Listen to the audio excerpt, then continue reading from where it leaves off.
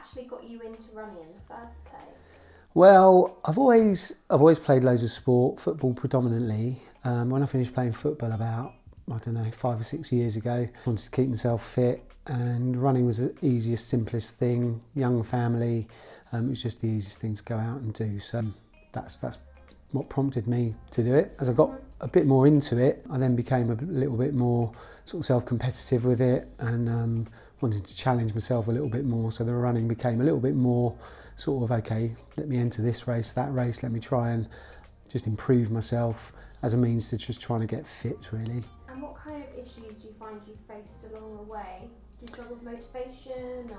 No, I never really struggled with motivation. I think if anything, when I started doing it, because I've always been relatively competitive, there was always a lot of, competing with myself. So mentally I would, every run, go out and I'd try and like smash out a PB, or, if I'd done a certain run, I'd try and beat the time I'd done before. Cumulatively, that type of weight, if you're running 3 or 4 times a week and you're blasting it on every session, you're just waiting to fall off the cliff, really. So, and a couple of times that's what happens. I started pulling calves, hamstrings, things like that. Should have known better, really, but you kind of, sometimes you like to believe you're a bit invincible, don't you? And what would you say to new runners because I think I've spoken to you about trying to get back into running and things like that. What tips and tricks do you think you would give to people? I think the biggest thing for someone new that's running is not to launch yourself into it all in. So the most common thing that I come across with new runners is that they go and they'll get a new pair of trainers, they'll go out and they will totally blast it.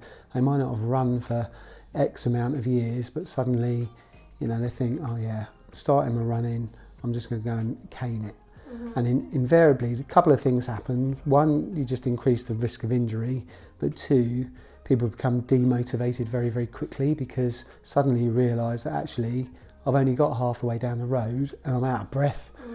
This is a nightmare. Why can't I do this? You'll see someone float across the road. Someone will just glide past you effortlessly, look like they can run all day. Mm-hmm. And you have 2 or 3 goes like that, and you sort of think, well, the common one is, I'm not built for running, you know, and then you just become totally demoralised and demotivated with it, and quickly put it in the bin and dismiss it as it's not for me. However, I think there's been loads of positive. One of the things I absolutely love of recent time is the advent of the park run, right, which I think is just one of the best, simplest ideas. The people that got it off the ground and got up and running, it's fantastic, because if you ever go to a park run, you get people of all shapes and sizes, all ages. You get people running, run walking, some people just walk it. The encouragement that you get from just being in that environment and feeding off the energy is brilliant. So they've been brilliant. The other thing that's been excellent, just thinking about it from a really sensible, progressive point of view, is the couch to 5k. So the couch to 5k again can be really motivational. You're not going out and essentially you're going for a glorified walk initially, with a little bit of jogging interspersed. And if you so choose, if you want to, you can get someone like Michael Johnson giving you tips in your ear. Now, if you're not going to listen to him, then who are you going to listen to? But yeah, there's just something like that is brilliant. So for new runners, it's common sense really. Just take it nice and easy. Don't go mad to begin with. Go for a walk, a little bit of jogging in between, and just make it achievable and realistic for you. Expect to have a few aches and pains, because the only way you get better is to challenge yourself, and our bodies only ever respond to being pushed a little bit. So, a friend of mine, came out with a very good quote: get comfortable with being uncomfortable, and that applies to a lot of things, not just running. And obviously you've done years of running now and done a couple of marathons as well. 4. How were they? Were they kind of the best things that you've done? Yeah. The marathons. As I said to you, early doors, it was like, okay, I'm going out running. I started to do half marathons, and you do a few half marathons, and you complete them, and then it's like, I wonder if I can push to do a marathon. So, I did my first one in 2016, and thoroughly proud of it. I think anybody does it. A marathon, whatever time they do, just to get across the line is a phenomenal achievement. I'm very proud of what I've done, and managed to do the London one last October, which was for a really special cause close to my heart, and it was just probably one of the best things ever, really. I personally enjoy the structure of marathon training, but it's all dependent on what your goal is, okay, and what you want to achieve. So for me personally, I wanted to get a certain time. So to get a certain time, you have to train in a certain specific way, which is quite structured, involves a lot of running obviously, but the best thing about the marathon training plans is actually it taught me some fundamentals about the advice you should be giving to people about running generally. So as I mentioned before, you're not caning it all the time. Some of them runs are very slow, some of them will be a bit shorter but a lot higher intensity. So you're recovering but still running at the same time, so you're reducing your risk of injury. But yeah, a great thing to aspire to do. I believe a lot more people could probably do it if they perceive. Yeah. But yeah, brilliant. I thoroughly enjoyed them. Probably won't do any more because a few little bits and bobs are starting to ache a bit more, and I'm getting a few more age-related niggles, but that in itself is another challenge for me.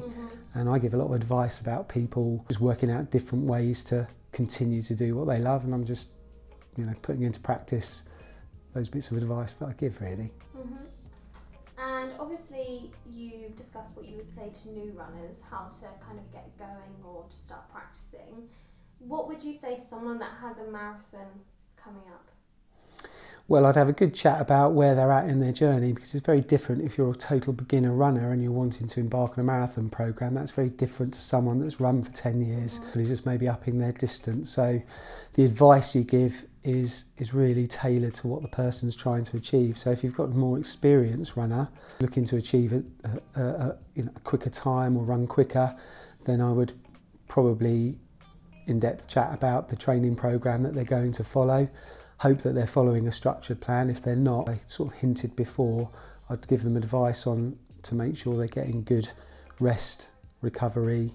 The intensity of their sessions is varied, between sort of quicker interval type stuff, more endurance type work, getting the long runs done. But the most important thing is to make sure you recover well. If their race is a long way off, and again, they're trying to make gains, this probably applies to everybody actually. I think some element of strength and conditioning is very useful as an adjunct to training for a marathon. So I'd be encouraging people to embark on a strength and conditioning thing, which doesn't have to be long.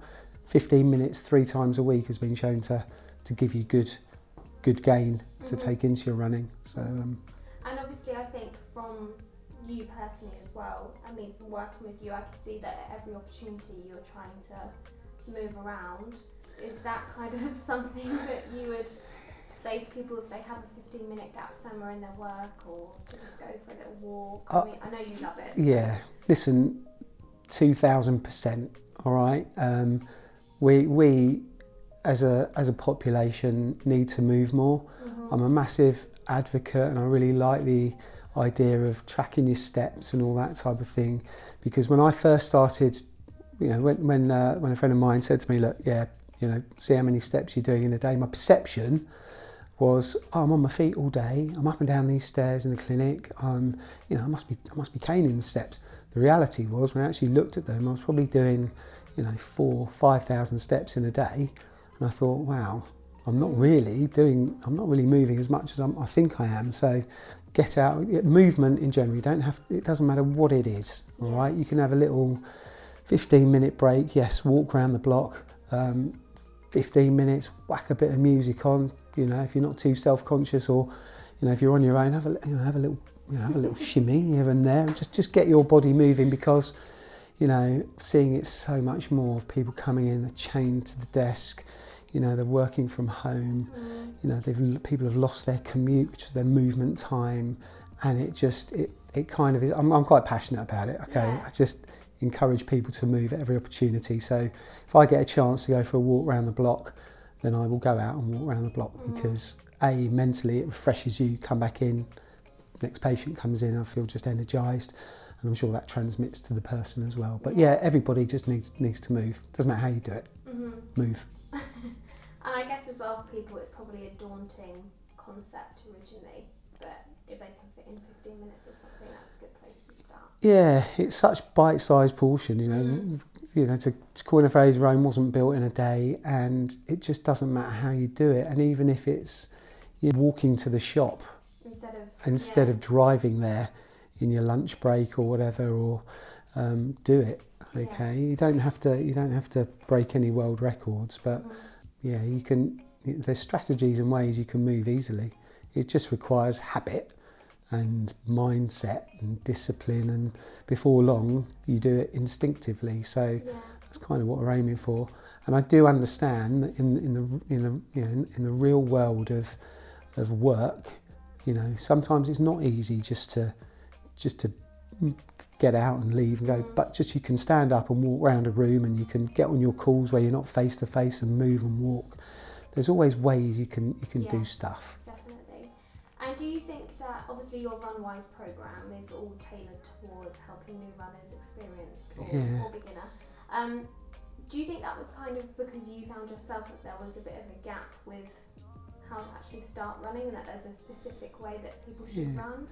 Yeah, I mean, I'm passionate about that, and obviously with the RunWise thing, I wanted to set that up because I've read a lot about running. Because I think when you get into the running, you get this wonderful endorphin release, and you have a lot of feel-good factor, but equally you can overdo things. So I set up the RunWise thing for what I've outlined in what we've chatted about, really. New runners that overdo it, new runners that are a little bit worried about, we hear a lot of controversial things. Running is bad for your joints, it's not, the impact's not good for you, when the reality is that myth is being dispelled more and more, and there's more evidence coming out to suggest that actually running can enhance joint health in knees and hips, etc. So I wanted to set it up to allay the fears and give people the opportunity to think, do you know what, I can do this. They might have teetered on the edge and not wanted to. The more experienced runners and more advanced runners that are maybe coming to look to improve times or increase distances and that type of thing, I might go into it in a little bit more depth. Again, 80% of kind of injury generally comes from training error. So people will come and they'll think, oh yeah, he's going to look at me run and he's going to tell me how to run properly. There is no right or wrong way to run, but you can certainly look at the training and how you load up your body.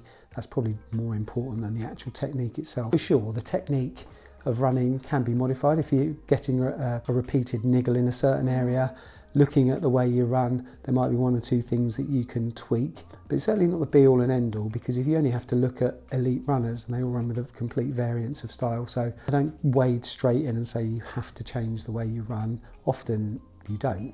You just have to box a bit more clever with it. But sometimes it's useful just to get little clues as to why you might be picking up certain injuries or repeatedly. Well, listen, thanks for taking the time out to listen to me talk a little bit about my running journey and what I have to offer to any aspiring runners, new or more advanced, that might want to look into things a little bit further. My overriding final message is that running should always be enjoyable. Okay, so now I'll go out running and I will stop, look around, really enjoy the surroundings I'm in, not be too bothered about how quickly I'm going, how slowly I'm going, but just to get out and enjoy a little bit of something that's ultimately pretty natural for us to do is brilliant. So if you've got any comments, questions or anything, please drop them into the comments section below, and it'd be great to hear from anybody that wants to talk about anything running, really. All right. Keep moving.